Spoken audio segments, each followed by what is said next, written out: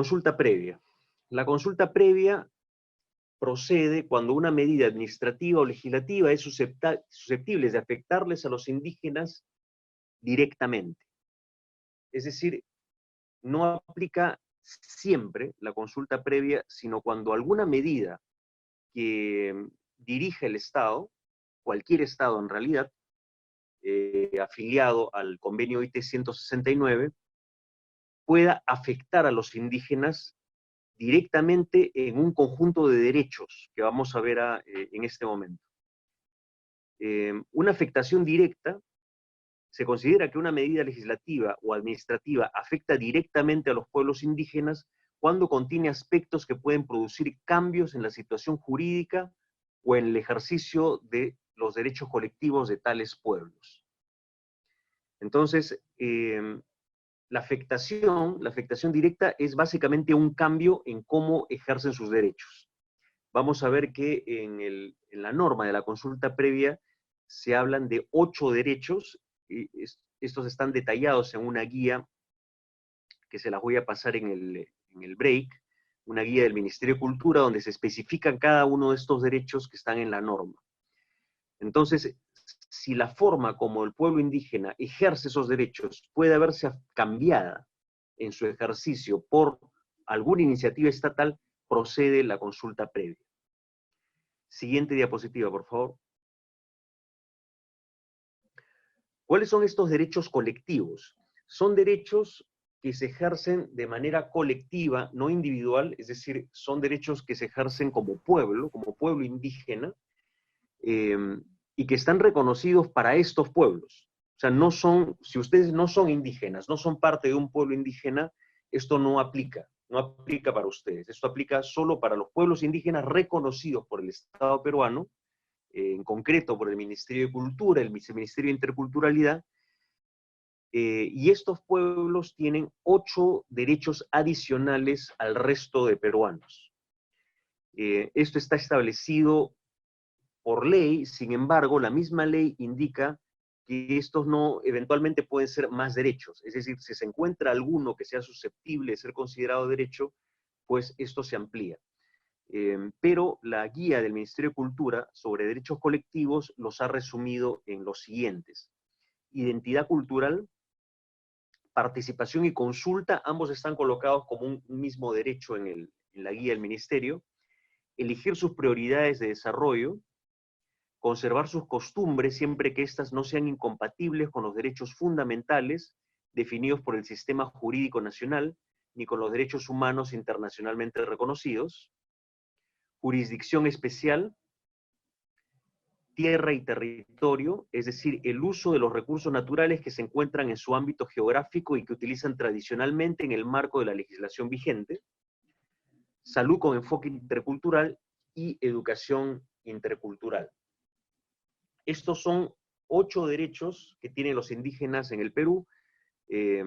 Esta norma se va a repetir probablemente en Chile, en Argentina, en Brasil, en todos los países que han firmado la OIT 169.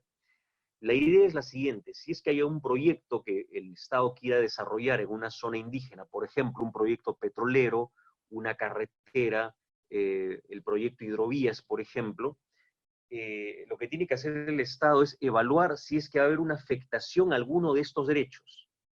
Si es que hay la probabilidad de afectación, entonces se procede a la consulta previa.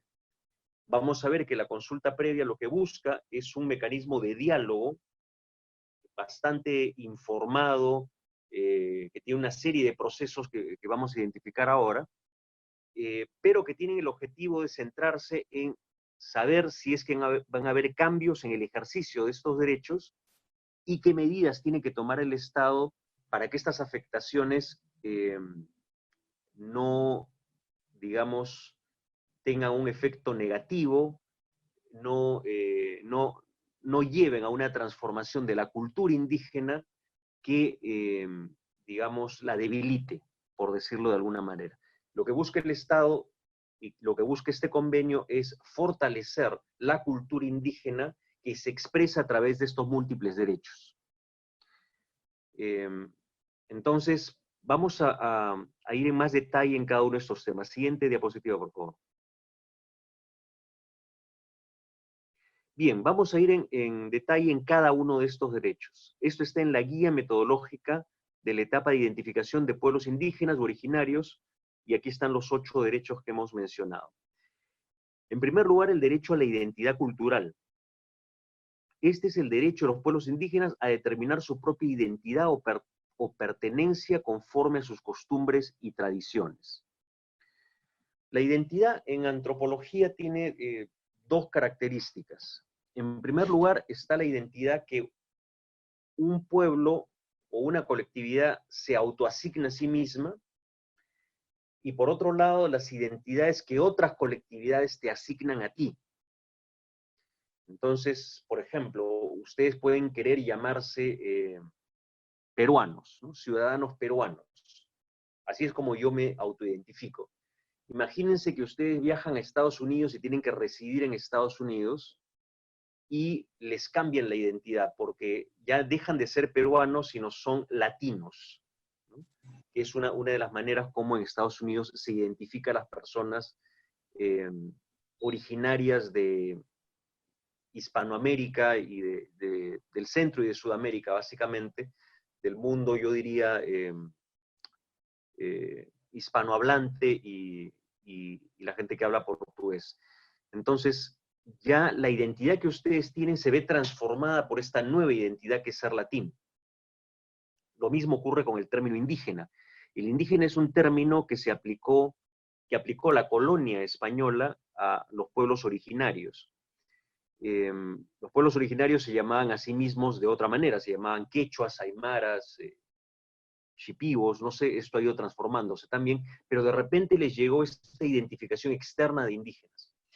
Entonces, la idea con la identidad es que se respete la forma como la población se autoasigna como grupo étnico, ¿no? Entonces, esta autoasignación no puede ser variada por nadie. Esto es lo que está protegido. Si, por ejemplo, los machiguengas quieren llamarse machiguengas, tienen ese derecho. Ya no puede venir el Estado o alguien a llamarlos pueblos campesinos amazónicos, por ejemplo. ¿Qué es lo que ocurrió con Velasco? Velasco transformó a las comunidades indígenas establecidas por ley, por Leguía, en comunidades campesinas a partir de la Ley de Reforma Agraria de 1969. Entonces, esta figura ahora sería prohibida. Hay un derecho entonces a autoidentificarse como el grupo decida. Este es el primer derecho entonces que tienen los indígenas. Segundo está el derecho a la participación, el cual busca asegurar la incorporación de las prioridades de los pueblos en los planes y programas del Estado, buscando una construcción conjunta entre un Estado y pueblos indígenas en base a su capacidad política y jurídica. La idea con esto, y aquí se integra la consulta también, es que los indígenas tengan asegurada la participación en las decisiones que se tomen sobre su territorio, que las vaya a afectar, ¿no? Entonces, se asegura, digamos, que la participación y la consulta como derechos indígenas se ejecuten. Esto es, digamos, lo más evidente en esta norma. Debemos decir que el derecho a la participación lo tenemos todos los ciudadanos, pero aquí se reitera, digamos, que este derecho también existe para los pueblos indígenas como derecho colectivo. Luego, derecho a decidir, elegir sus prioridades de desarrollo, mediante el cual los pueblos indígenas pueden participar e incidir en las decisiones estatales con la finalidad que se respeten sus percepciones y aspiraciones en las estrategias y programas de desarrollo. Esto es muy importante, puesto que la manera como típicamente el Estado ingresa a territorios indígenas es a través de programas de desarrollo. Por un lado, históricamente ha entrado a través de la policía, el ejército, sobre todo en zonas de frontera, pero lo que va de la mano es postas médicas y colegios, ¿no? Posta médica, colegio, son las dos puntas de lanza del desarrollo del Estado en el interior del territorio nacional. Sin embargo, tanto estas postas, los colegios, carreteras, caminos, tienen una visión particular del desarrollo, que es la que establece el Estado a partir de sus propios indicadores. los cuales además están en línea con indicadores internacionales creados por Naciones Unidas a través de sus diferentes programas como el PNUD, a través del Banco Mundial, por ejemplo. Entonces, no son tampoco programas nacionales, sino son miradas internacionales acerca de lo que es el desarrollo. Lo que esta norma busca es que la propia visión acerca de lo que es desarrollo, que podría tener otro nombre, por ejemplo, buen vivir, planes de vida, tenga un peso en las decisiones acerca de lo que el Estado quiere hacer como desarrollo.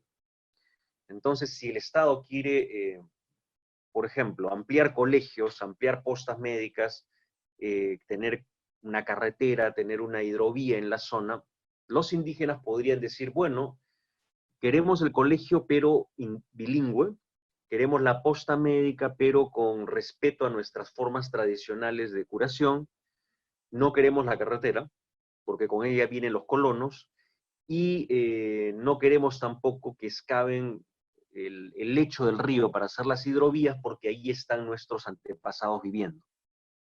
Entonces, el Estado ahora, a partir de la OIT 169, tiene que escuchar estas reclamaciones y poder decir, bueno, nuestro paquete de desarrollo incluye estos 4 temas, pero ahora los vamos a adaptar solo a 2, dado que los otros están afectando el derecho a decidir su propio desarrollo, ¿no? Igualmente podría ocurrir en el tema de la igualdad de género, ¿no?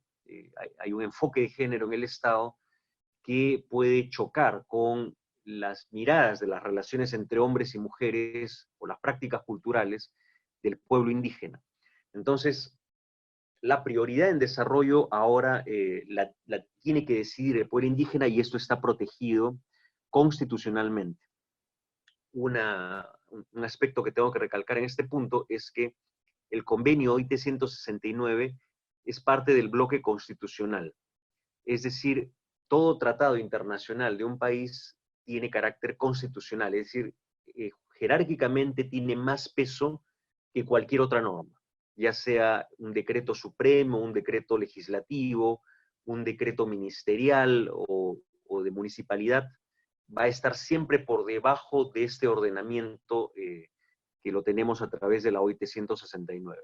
Entonces, cuando se dice que ellos tienen sus prioridades para el desarrollo, esto tiene más peso que cualquier otro mandato normativo que existe en el país. Siguiente slide, por favor.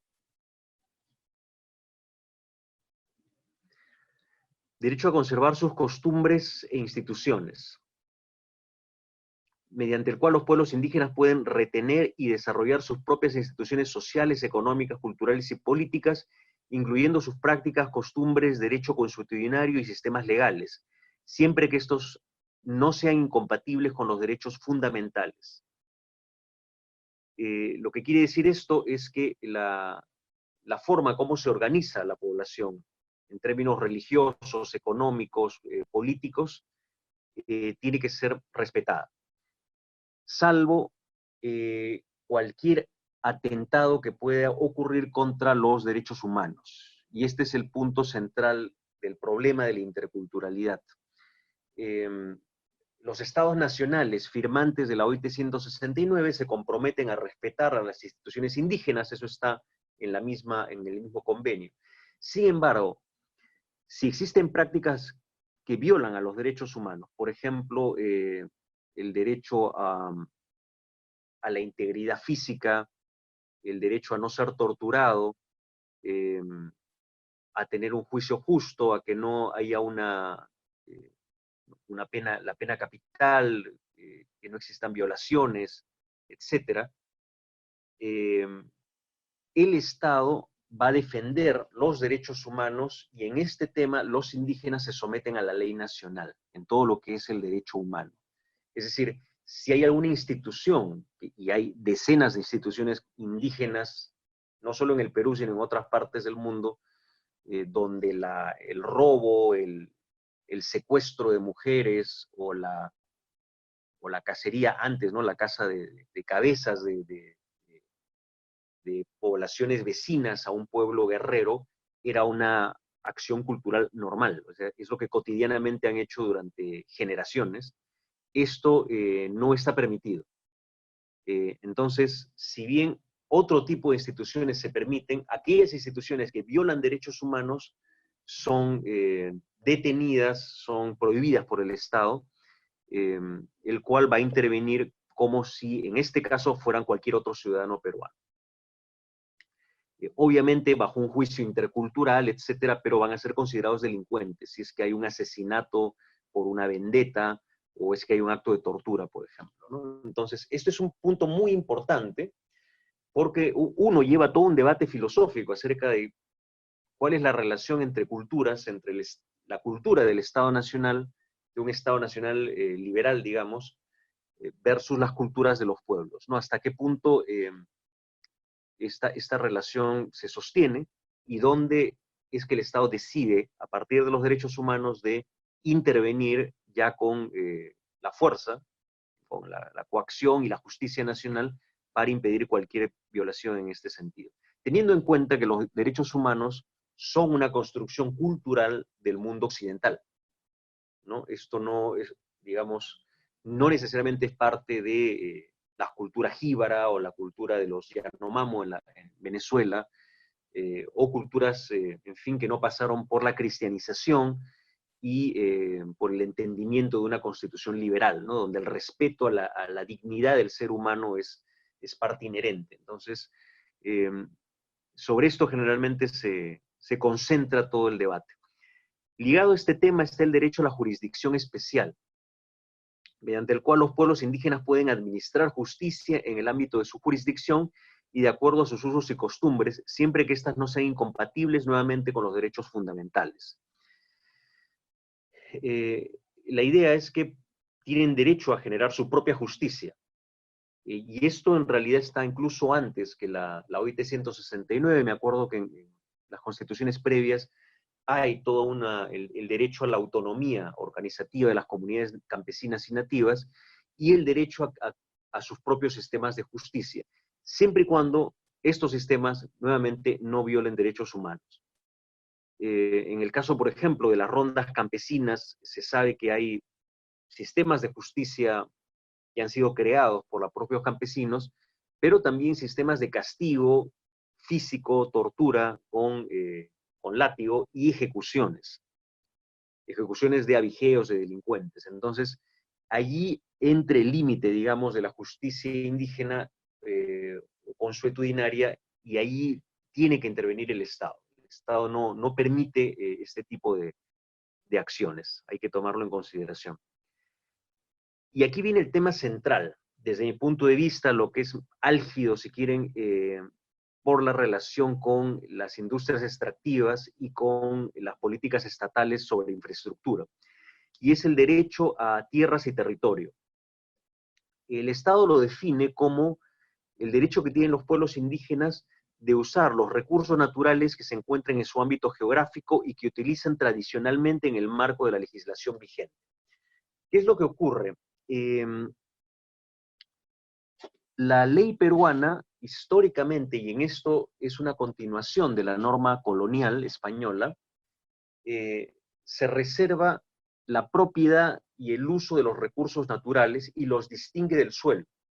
Entonces, ustedes si compran una casa o tienen una chacra son dueños del suelo, pero no son dueños del aire necesariamente, ni del agua que surja por ahí, o si hay un bosque silvestre, eso le pertenece a toda la nación, y el Estado lo organiza a través del sistema de concesiones. Igualmente ocurre con los minerales y los hidrocarburos, ¿no? Ustedes tienen una tierra y abajo hay oro, ese oro no es suyo. Incluso si hay sal encima de la tierra, esa sal tampoco les pertenece porque eso es parte de un sistema de concesiones de minería no metálica. Tendrían que tener una concesión de explotación de sal para poder tocar esa sal. Entonces, este sistema que se llama dominalista distingue a los recursos naturales de la propiedad superficial.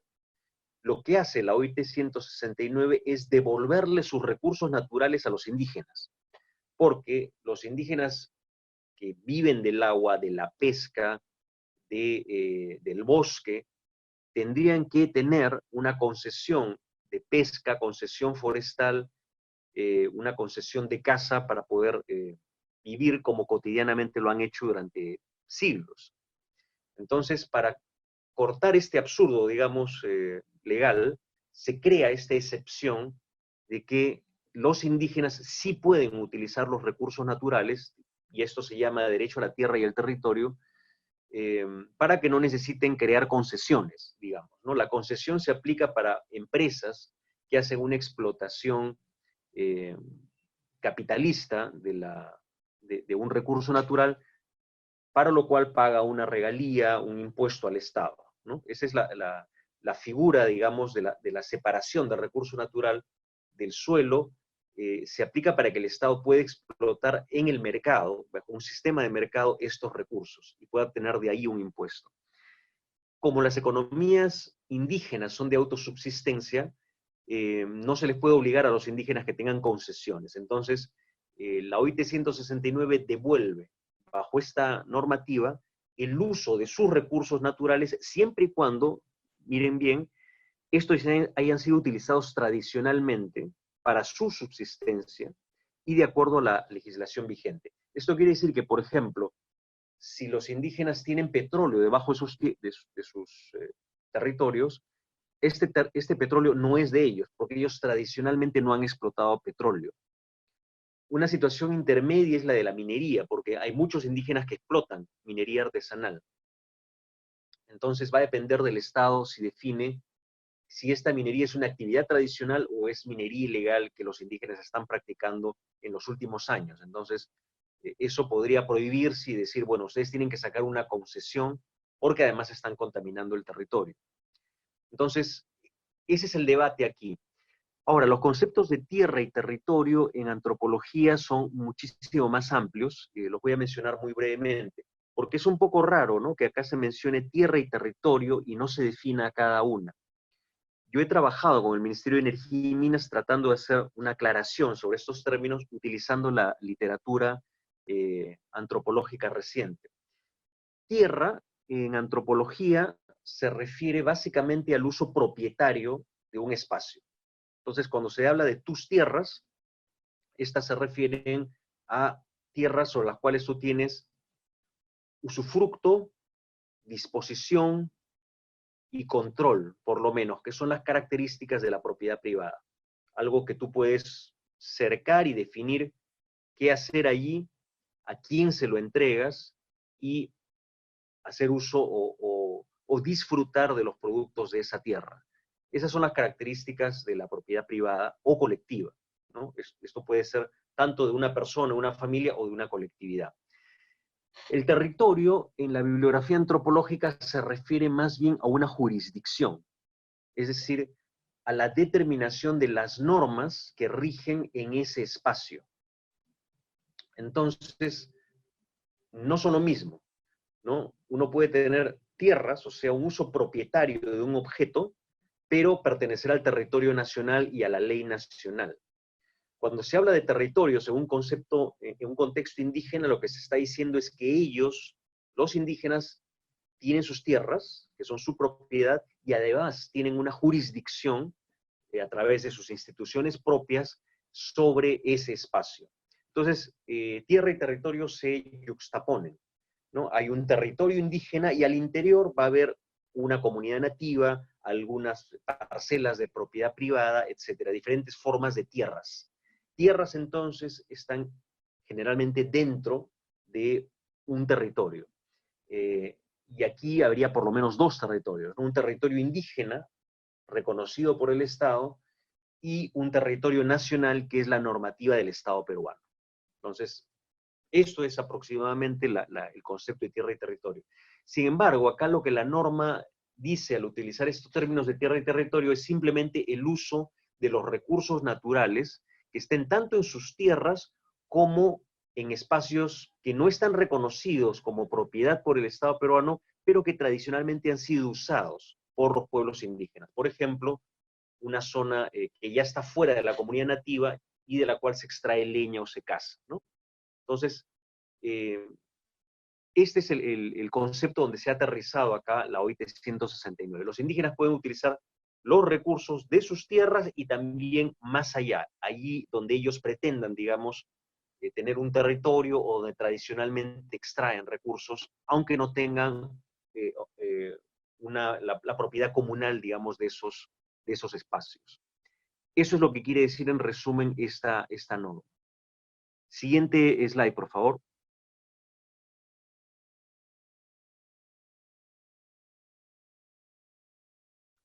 Paola, siguiente slide. Bien, los últimos dos derechos colectivos son el derecho a la salud intercultural y el derecho a la educación intercultural. Salud intercultural, mediante el cual los servicios de salud en territorios habitados por los pueblos indígenas deben organizarse a nivel comunitario y tomar en consideración los métodos de prevención, prácticas curativas y medicamentos tradicionales. Medicamentos tradicionales. Esta disposición constituye un reconocimiento al valor de la medicina tradicional y la necesidad de preservarla, aprender de ella y enriquecerla ulteriormente. Esto ya tiene una contraparte en la normativa del Ministerio de Salud que debe, digamos, ejecutar sus propios planes de creación de postas, centros de salud, planes de prevención, pero hay ya una orden a todo el personal médico nacional de respetar las costumbres indígenas en cuanto a curación y aprender de ellas en la medida en que se pueda y tratar de integrarlas a las prácticas occidentales de la medicina que promueve o practica el Estado peruano.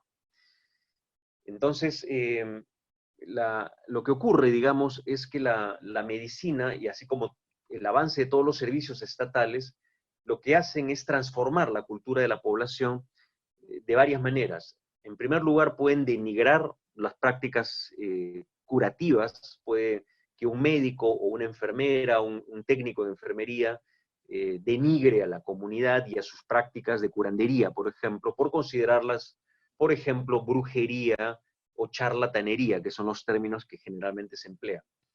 Esto ahora está prohibido. O sea, ya no, un médico no puede hacer esto. Y los que conocemos, porque hemos, digamos, conocido a médicos o hemos sido curados por el sistema médico, sabemos que la medicina occidental tiene una visión bastante etnocéntrica, si quieren, propia de qué es la manera correcta de tratar una enfermedad, y no es muy amigable, digamos, con las otras formas de curar o de tratar a la enfermedad. Sobre todo porque en el mundo no científico, si quieren, o bajo o las prácticas que no son científicas del mundo indígena, la religiosidad, los mitos, las creencias están completamente involucradas con la salud. Entonces, uno puede estar enfermo en el mundo indígena porque uno ha afectado a un ancestro o uno no ha hecho el pago a la tierra y es el Apu el que te está quitando tu salud porque te está comiendo, por ejemplo, por no haber hecho el pago correctamente. Entonces, esta forma de interpretar la salud es casi completamente ajena a la que practican los médicos, que lo que van a hacer es un análisis, ¿no?, científico de causas, efectos y pruebas con químicos o algún tipo de terapia. Entonces, lo que existe ahora, debido a este convenio, es un mandato al personal médico de respetar las prácticas curativas y decidir en cada zona, en cada contexto, cómo complementar una con otra. Entonces, esto recién ha comenzado, no tiene sino poco más de un año, así que vamos a ver cómo es que sectorialmente en cada región se va avanzando en este tipo de prácticas y esto va a ser bastante interesante de poder conocer en los siguientes años. Finalmente está el derecho a la educación intercultural, el cual consiste en el goce de la oportunidad de recibir educación teniendo en cuenta las necesidades especiales de los pueblos indígenas. Los programas y servicios de educación deben adaptarse al fin de responder a sus necesidades y deberán abarcar su historia, conocimientos y técnicas y sus sistemas de valores y aspiraciones sociales, económicas y culturales. Sabemos que uno de los mecanismos para generar lo que se llama etnocidio o asimilación es el sistema educativo. Mediante el sistema educativo, a los indígenas, no solo en el Perú, sino en todo el mundo, se les ha quitado su religión, se les ha evangelizado o inculcado la religión cristiana en sus diferentes versiones, católica al inicio y con mucha fuerza la religión protestante y evangélica desde los años 50 en adelante, y el mecanismo para esto han sido las escuelas. El Instituto Lingüístico de Verano, por ejemplo, firmó un acuerdo con el expresidente Manuel Odría para establecer escuelas en todo el Perú donde se enseñe la Biblia en el idioma indígena local y se lleve la currícula educativa nacional, por lo menos colegios primarios. Esto lo que llevó es a un enorme cambio cultural. En primer lugar, les estás cambiando de religión. En segundo lugar, les estás enseñando una historia que probablemente no tiene nada que ver con la historia de ellos. Es la historia de Lima, de las regiones de la costa, probablemente de la sierra, la independencia, la guerra con Chile, los incas, etcétera, pero no está involucrado acá, no estaba hasta esta norma, la historia de los machiguengas, de los shipibos, de los nahuas, etcétera, o sea, su propia historia. Tampoco su geografía, tampoco su visión del mundo, tampoco su religiosidad, etcétera, etcétera, etcétera. Entonces, lo que hay ahora es un mandato a que el sistema educativo en zonas indígenas integre su geografía, su historia, sus creencias y se revaloricen. Porque otro de los efectos negativos de la educación formal sobre pueblos indígenas es que los educa para básicamente salir de esa zona y vivir como un ciudadano urbano en zonas alejadas del entorno rural original. Porque nada de lo que te enseñan, digamos, en los colegios te sirve para cazar, pescar, etcétera, y ser un buen indígena educado, digamos. Entonces, la idea es revalorizar su propia cultura, sus propios conocimientos, enseñarles en su propio idioma. Este programa de educación bilingüe intercultural sí ya tiene casi una década en el Perú, pero básicamente se avanzó con el quechua, en segundo lugar con el aymara, muy poco con las lenguas indígenas amazónicas. Yo, por ejemplo, he tenido la oportunidad de visitar a los Machiguenga varias veces y la sorpresa al llegar a los colegios era encontrarse con material en quechua, que no les sirve absolutamente para nada porque ellos hablan o machiguenga o castellano, pero no quechua. Pero como los machiguengas están en la región Cusco, la gerencia educativa de la región Cusco les enviaba el material en quechua, lo cual es un absurdo. O tal vez es un intento, como en la colonia, de ampliar el idioma quechua más allá de sus fronteras culturales, ¿no es así? De hecho, esto fue lo que hicieron los curas católicos con la llegada de los españoles. Tradujeron la Biblia al quechua y enseñaban la Biblia no en español, sino en quechua a pueblos no quechuas, con lo cual el quechua se extendió muchísimo más de lo que originalmente se hablaba en el Tahuantinsuyo. Bien, estos son entonces los 8 derechos indígenas que ahora se protegen por ley. Siguiente slide, por favor. Bien, la idea es que estos derechos pueden ser variados o pueden modificarse por la presencia de un proyecto que el gobierno o el Estado quiera promover. Algunos ejemplos de estas variaciones pueden ser las siguientes. La falta de reconocimiento a la existencia legal y la personería jurídica de una comunidad indígena, lo cual, bueno, ya está protegido por la ley peruana, ¿no? Es decir, ninguna empresa puede tomar decisiones sobre el territorio de una comunidad campesina o comunidad nativa si es que no hay la autorización en asamblea comunal de 2/3 de la comunidad campesina en sierra, el 50% en costa y de 2/3 nuevamente de la comunidad nativa en selva. Eso ya está protegido por la ley peruana.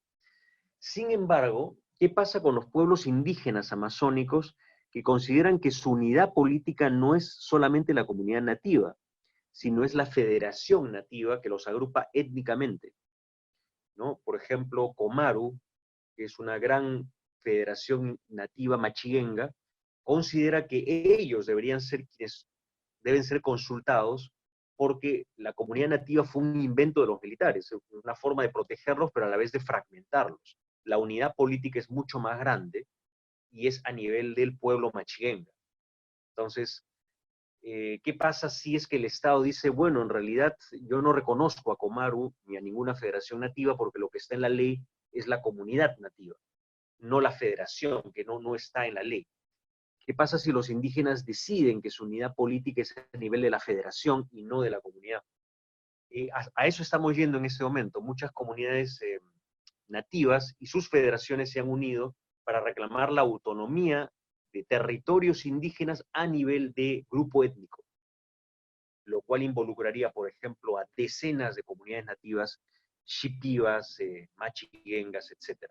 Entonces, estamos en ese proceso y en los próximos años van a haber, probablemente muy pronto, luego de que pase esta crisis de la pandemia, ya los intentos de autonomía indígena en varias zonas del país. Los Huampi son los primeros que han comenzado.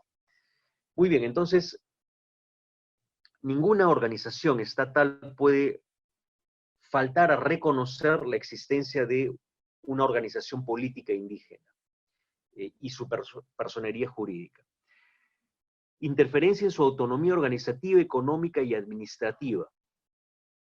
Por ejemplo, una organización que quiera variar las decisiones de la asamblea comunal o, por ejemplo, y ha ocurrido el caso de una empresa que quiere entrar en territorios de una comunidad indígena sin tener los 2/3 de sus votos, sino solamente el 50% o una cantidad similar, y hacer creer al Estado que en realidad sí tuvo los 2/3 de votos de la asamblea comunal, o sea, hacer una figura en la cual intervienen las decisiones de la comunidad. Figura que ha ocurrido en el sector minero, lo conozco a partir del análisis de una votación de una asamblea comunal, donde la mina no tenía los 2/3, pero lo presentó como si los tuviera. Impedimento y uso y libre disposición de sus tierras. Pero sus tierras están reconocidas por ley, no es posible que alguien intervenga sobre ellas y haga una disposición de ellas. Las comunidades campesinas y nativas se crearon para este punto, se crearon para proteger sus tierras del avance de haciendas, del avance de cualquier abuso, digamos, de un propietario privado para quitarle sus tierras. Este es el origen de las comunidades indígenas con Leguía, y estas son las grandes luchas, digamos, de las comunidades campesinas para impedir el avance de ya sea una empresa minera o ya sea una hacienda, ¿no? Esto está en la literatura, en diferentes textos de Ciro Alegría, de Manuel Escorza, y bueno, esto ha sido el motivo, digamos, de grandes confrontaciones en el mundo rural peruano. Entonces, esto ya está prohibido por la ley peruana y la OIT 169 lo refuerza a través de, en el caso peruano, la ley de consulta previa. No se puede disponer de las tierras de los indígenas. Falta de reconocimiento y respeto a su identidad étnica y cultural. Por ejemplo, actos racistas. Si ustedes traen, por ejemplo, un proyecto de carretera o un proyecto de inversión que va a traer a 1.000 trabajadores costeños, criollos en la zona, dado el machismo peruano y el racismo peruano, podría haber una confrontación con la cultura indígena local, términos racistas hacia los indígenas que tienen que ser manejados. Entonces, basta con que uno diga, vamos a llevar a 1.000 trabajadores de construcción civil de Chimbote y Trujillo a una comunidad indígena, eso de por sí necesitaría un proceso de consulta, porque podría haber, dada la historia peruana, una falta de respeto a la identidad étnica y cultural en la zona. Un proyecto que no considere traductores, por ejemplo, en un entorno indígena, llevaría a la falta de reconocimiento y respeto del uso del idioma nativo, que es un derecho cultural. La falta y respeto a sus valores y prácticas sociales, culturales, religiosas y espirituales. Por ejemplo, el pago a la tierra, pago a los apus, a la creencia de los ancestros que viven debajo de los ríos. Todo esto requiere de consulta previa porque aquí hay un enfrentamiento, si quieren, cultural entre un mundo, que es el mundo estatal y el mundo privado, que desconoce estas prácticas y que no solo las desconoce, las desprecia abiertamente. Entonces, se asume que si hay esta presencia estatal o privada, puede haber este cambio en el ejercicio de todos estos derechos. La gente puede reprimir sus creencias, puede entrar en un enfrentamiento, y lo que se trata es de evitar todo eso. Por lo tanto, estos proyectos se someten a una consulta previa para ver los mecanismos de manejo de estos posibles impactos. Entonces se crea un código de conducta que impide cualquier trato de los obreros con la población local. Es un caso extremo. En otros casos se obliga al trabajador a firmar un código de conducta y a manejar un buen trato respetuoso con un pueblo indígena. Para poner un ejemplo, ¿no? Adopción de medidas gubernamentales sobre sus derechos colectivos sin su participación. Entonces, algún cambio, por ejemplo, una nueva norma que cree un nuevo derecho colectivo o que especifique las características de cada uno de estos derechos y que esto no se consulte con la población, esto no se consulte con los indígenas. Falta de consulta de manera previa, informada y de buena fe sobre las medidas administrativas y legislativas que podrían afectar de manera directa sus derechos colectivos. Esto es más o menos el resumen de todo lo anterior. Si es que tiene que haber una acción en la zona, una carretera, una posta médica, etcétera, que va a variar alguna de estas prácticas, todo esto tiene que ser consultado. Adopción de medidas sobre su salud y educación sin consideraciones interculturales, ¿no? Construcción de postas, de colegios en zonas indígenas que van a traer profesores probablemente de otras zonas. Todo esto tiene que ser consultado para que los profesores sean bilingües, en la currícula esté integrada la cultura, la geografía de los indígenas, etc. Entonces, estos son ejemplos de cómo se podría afectar o variar el derecho colectivo si es que no se toman medidas correctivas. Siguiente, por favor. Hay otro elemento que lleva a una consulta previa, que es mucho más raro, que es cambio en la situación jurídica. O sea, en primer lugar, hemos visto cambio en el ejercicio de los derechos colectivos, son los 8 derechos que hemos visto y cómo podían variarse, todo lo cual requiere de consulta previa. Y por otro lado está el cambio en la situación jurídica. Esto es la supresión de su condición como indígena. O sea, esta es una situación muy rara, pero que, como he dicho anteriormente, ya ocurrió en el Perú cuando Velasco creó las comunidades campesinas, variándole el nombre a las comunidades indígenas creadas por Leguía en 1920. Entonces, esto ya no podría ocurrir. O sea, si un gobierno dice, bueno, en la sierra ya no hay indígenas, entonces todos son campesinos, tanto en la sierra como en la costa, ¿no? Y se prohíbe el término indígena en la sierra y en la costa. Esto sería un cambio en la situación jurídica, porque hay muchos pueblos indígenas en los Andes reconocidos por el Ministerio de Cultura. El Ministerio de Cultura todavía no ha reconocido ningún pueblo indígena en la costa, lo cual es controversial porque hay comunidades campesinas en la costa que eran originariamente indígenas, como Catacaos, por ejemplo, en Piura. Pero esto está todavía en un proceso de discusión. Probablemente el Ministerio de Cultura consideren que estas poblaciones originalmente indígenas, y de eso hay bastante documentación histórica, se han mestizado, acriollado y ya no son considerados indígenas, probablemente porque no tienen el idioma. Entonces, la supresión de la condición indígena tiene que ser consultada. Esto no puede volver a ocurrir en una situación como la del cambio de comunidad indígena a campesina. En segundo lugar, cuando por vía legal se desarrollan y afectan, modifican o reconocen derechos colectivos de los pueblos indígenas. O sea, si es que estos derechos que he nombrado van a sumarse otros, van a ser redefinidos, etcétera, todo esto tiene que ser consultado con los mismos pueblos. Siguiente slide, por favor. Bien, pueden haber afectaciones positivas o negativas. Es decir, una afectación negativa es una en la cual se debilita la cultura indígena, hay un menoscabo, un perjuicio a la práctica indígena, y una afectación positiva si es que la intención es fortalecer la cultura indígena. En ambos casos se requiere consulta previa. Por ejemplo, si es que el gobierno quiere fortalecer los idiomas nativos, eso también tiene que ser consultado.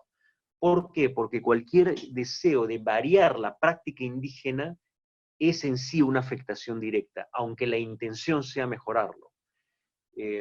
Hay muchos ejemplos de cómo buenas intenciones nos llevan a una situación desastrosa.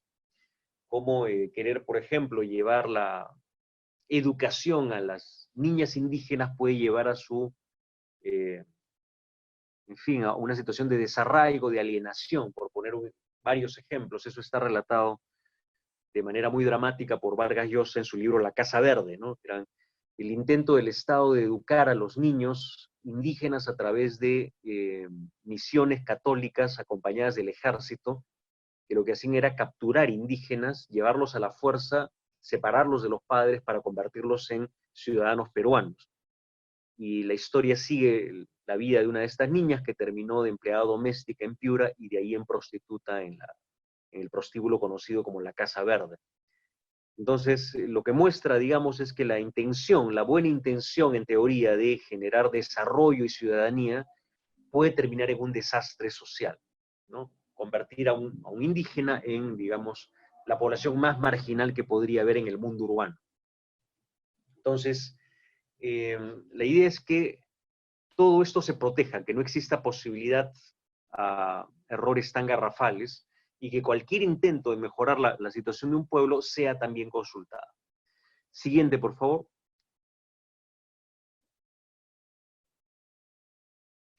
Hay tres situaciones en las cuales siempre hay consulta. En primer lugar, cuando hay el desplazamiento de un pueblo indígena de su territorio. Se define como desplazamiento la adquisición de terrenos que implican la pérdida de más del 10% de tierras de la comunidad. Esta es una definición del Banco Mundial. En realidad, esto no está definido de esta manera por la OIT 169. Ellos simplemente dicen, si hay que desplazar a un pueblo de un sitio a otro, este es el único caso donde no solo hay consulta previa, sino hay derecho a veto de la comunidad indígena. Una comunidad indígena no puede ser movida a la fuerza de su territorio, eso está prohibido. Y este es un punto muy importante, porque en el Perú y en muchas partes del mundo se ha desplazado a indígenas por proyectos hidroeléctricos, de carreteras, mineros, el caucho llegó al reasentamiento forzado de poblaciones Bora, Huitoto, por ejemplo, de lo que en esa época era Perú y que ahora es Colombia, a una zona sumamente alejada de sus tierras originales. Eso ya no puede ocurrir por ley. Y aquí hay derecho a veto, repito, del pueblo indígena. El pueblo indígena se puede reasentar siempre y cuando el pueblo quiera hacerlo y bajo las condiciones que yo planteé. Entonces, este es el primer caso donde siempre hay consulta. El siguiente, por favor. Almacenamiento o disposición de materiales peligrosos en sus tierras. Por ejemplo, se va a colocar pilas de lixiviación, relaveras, etcétera. Esto siempre tiene que pasar por consulta. Básicamente proyectos mineros en operación, proyectos de hidrocarburos en fase ya de operación. No necesariamente exploración, pero sí explotación. Siguiente, por favor. Proyectos de desarrollo o inversión en gran escala con un impacto significativo en el derecho y uso de goce de sus territorios ancestrales y el ejercicio de sus derechos colectivos. Este es el caso de cualquier proyecto que tenga un estudio de impacto ambiental detallado. Los estudios de impacto ambiental detallado, llamados también de categoría 3, se asume que tienen muchos impactos. Entonces, si hay un proyecto, cualquiera que sea, que tenga EIA detallado, estudio de impacto ambiental detallado, tiene que pasar por un proceso de consulta necesariamente.